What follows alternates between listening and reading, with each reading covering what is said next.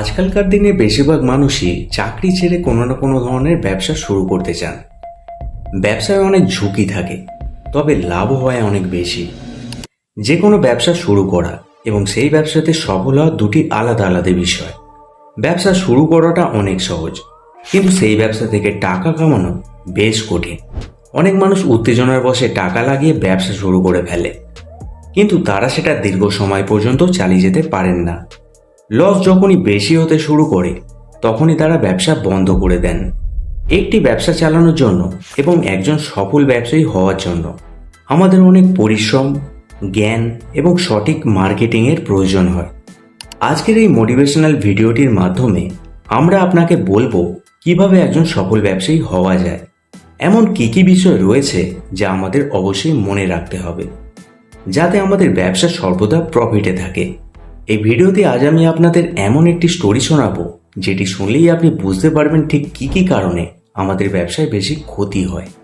বন্ধুরা, যেহেতু এটি নতুন একটি চ্যানেল, তাই অনুরোধ করব ভিডিওটিতে লাইক এবং চ্যানেলটি সাবস্ক্রাইব করে নিন, যাতে আমাদের পরবর্তী ভিডিওগুলি আপনি মিস করতে না পারেন। একজন সফল ব্যবসায়ী কিভাবে হবেন। বন্ধুরা, এটি বিশু নামের একটি কৃষকের গল্প। একটি গ্রামে বিশু নামের একটি লোক ছিল। বিশুর অনেকগুলি ধান ক্ষেত ছিল, যেখানে সে নিজেই চাষাবাদ করত। বিশুর জমিতে ফসল ভালো হতো, যেই ফসল বাজারে বিক্রি করে সে অনেক পরিমাণে অর্থ লাভ করত। ধীরে ধীরে বিশু সেই গ্রামের একজন ধনী ব্যক্তি হয়ে উঠল। সে চাষ করার জন্য বেশ কিছু দিনমজুর নিয়োগ করলো এবং ক্ষেতে হাল দেওয়ার জন্য একটি ট্র্যাক্টরও কিনে ফেলল সে। বিশু তার ক্ষেতের সমস্ত কাজ অন্যদের উপর ছেড়ে দিয়ে বাড়ি গিয়ে বিশ্রাম নিতে শুরু করে দিল। ক্ষেতে কি হচ্ছে, কোন ফসল হচ্ছে, সেই সব বিষয়ে সে মনোযোগ দেয়া পুরোপুরি বন্ধ করে দিল। শুরুতে সবকিছুই ঠিকঠাক ছিল, দিনমজুররা কাজও বেশ ভালোই করছিল। বেশি মজদুর থাকায় কাজ দ্রুত হচ্ছিল এবং ফসলও ভালোই হচ্ছিল। কিন্তু এর কিছুদিন পরই মজদুররা তাদের ইচ্ছা মতো কাজ করতে লাগলো।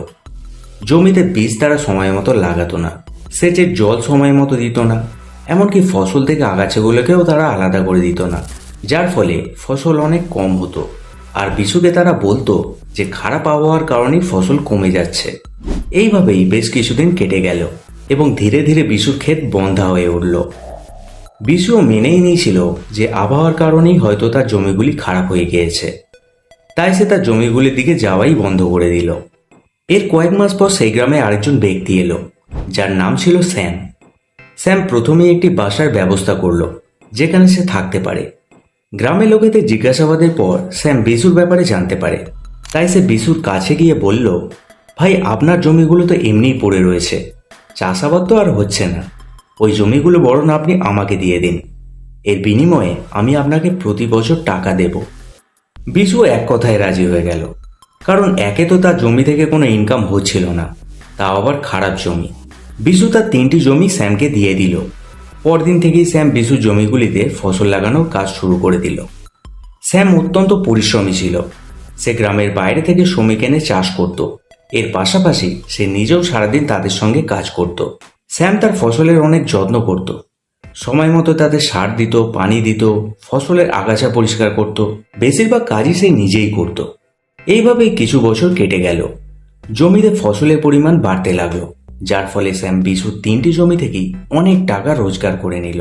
অন্যদিকে বিশু ঋণে ডুবে যাচ্ছিল। পরিস্থিতি এতটাই খারাপ হয়ে উঠল যে ঋণের টাকা শোধ করার জন্য বিশু তার বাকি জমিগুলি বিক্রি করার সিদ্ধান্ত নিল।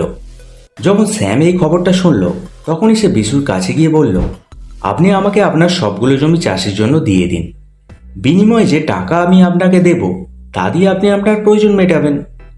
স্যামের কথা শুনে বিশু বলল, তোমার কাছে এত টাকা এলো কোথা থেকে? তোমাকে তো মাত্র 3টি জমি দিয়েছিলাম, যার বদলে তুমি আমায় মাসিক টাকা দিতে। তোমাকে বাড়ির ভাড়াও দিতে হয়, সংসারের খরচও চালাতে হয়, তার উপর আবার জমিতে ফসলও ভালো হচ্ছে না, তাহলে তুমি এত টাকা কামালে কিভাবে? স্যাম বলল, এই সব টাকা আমি ওই জমিগুলি থেকেই রোজগার করেছি। ওই জমিতে শ্রমিকদের সঙ্গে আমি নিজেও কাজ করতাম। ফসলের খুঁটিনাটি সমস্ত বিষয় আমি নিজেই দেখতাম, সময় অনুযায়ী ফসল বদলাতাম, সার, পানি, ওষুধ সবকিছুই সময় মতো দিতাম, যার ফলে আমার ফসল সবসময় ভালোই হতো এবং আমি প্রতি বছর লাভ করতাম। শুনেছিলাম আপনি যখন চাষ করতেন তখন মজুরদের বর্ষায় জমি ছেড়ে দিয়ে বাড়িতে থাকতেন। ফসল কেমন হচ্ছে, শ্রমিকরা কেমন কাজ করছে সেটা একবারও দেখতে পর্যন্ত যেতেন না। তাই তারা তাদের ইচ্ছা মতো কাজ করে আপনার ফসল এবং জমি দুটোই নষ্ট করে দিয়েছে। স্যামের কথা শুনে বিশু তার ভুলটা বুঝতে পারে। ঋণের টাকা মেটানোর জন্য বিশু তার সবকটি জমি স্যামকে দিয়ে দেয় এবং পরদিন থেকেই সে স্যামের সাথে মিলে বাকি জমিগুলি চাষ করতে শুরু করে। বছর কয়েক কাটতে না কাটতেই বিশুর জীবন আবার স্বাভাবিক হয়ে যায় এবং সে আবারও গ্রামের একজন ধনী ব্যক্তি হয়ে ওঠে। বন্ধুরা, আমাদের এই ব্যবসায়ী মোটিভেশনাল গল্পটি থেকে অনেক কিছু শেখা উচিত। যেমন আমাদের নিজেদের কাজের দায়িত্ব সবসময় নিজের হাতে রাখা উচিত। যখন আমরা আমাদের কাজ অন্যদের ভরসায় ছেড়ে দিই এবং তার প্রতি কোনো মনোযোগ দিই না, তখন আমাদেরই ক্ষতি হয়। বেশিরভাগ সময় আমরা অন্যদের ভরসায় কোনো না কোনো ব্যবসা শুরু করি এবং ভাবি যে সবকিছু ভালো হবে। ব্যবসার পার্টনারশিপ হিসাবে আমরা আমাদের বন্ধু, আত্মীয় বা কোনো অজানা ব্যক্তিকে সঙ্গে নিয়ে নিই এবং তারপর তাদের ভরসাতেই সবকিছু ছেড়ে দিই। অনেক সময় সেই লোকেরাই আমাদের ধোঁকা দেয়, যার কারণে আমাদের ব্যবসা ডুবে যায়। এই ভুলগুলি কখনোই করা উচিত নয়। যে ব্যবসাই আপনি শুরু করেন না কেন, প্রথমেই সেই ব্যবসা সম্বন্ধে শিখুন। যতক্ষণ না আপনি সেই কাজ শিখবেন ততক্ষণ আপনি তাতে পারদর্শী হতে পারবেন না। যখন আপনার ব্যবসা চলতে শুরু করবে তখন আপনি তাতে অন্যদের যোগ করুন এবং সবসময় আপনার কাজের পরীক্ষা করে দেখুন। দেখুন আপনার কতটা লাভ হচ্ছে, কতটা ক্ষতি হচ্ছে, কে ভালো কাজ করছে আর কে ফাঁকি দিচ্ছে। যদি আপনি আপনার কাজ অন্যদের ভরসায় ছেড়ে দিয়ে আনন্দ উপভোগ বা বিশ্রামে মগ্ন হন, তাহলে সেই কাজ আপনার সবসময় ক্ষতিই করবে।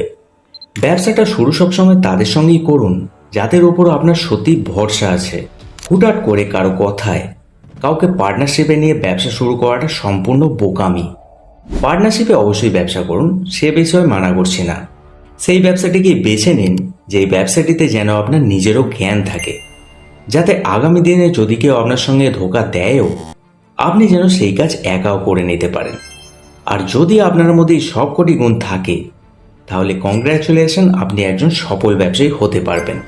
সো বন্ধুরা, আমাদের এই গল্পটি কেমন লাগলো কমেন্ট করে অবশ্যই জানাবেন। আর যদি এখনও আপনারা ভিডিওটি লাইক এবং চ্যানেলটি সাবস্ক্রাইব না করে থাকেন তাহলে ভিডিওটি লাইক করুন এবং চ্যানেলটি সাবস্ক্রাইব করে নিন। ভিডিওটি সম্পূর্ণ দেখার জন্য ধন্যবাদ। দেখা হচ্ছে পরবর্তী ভিডিওতে।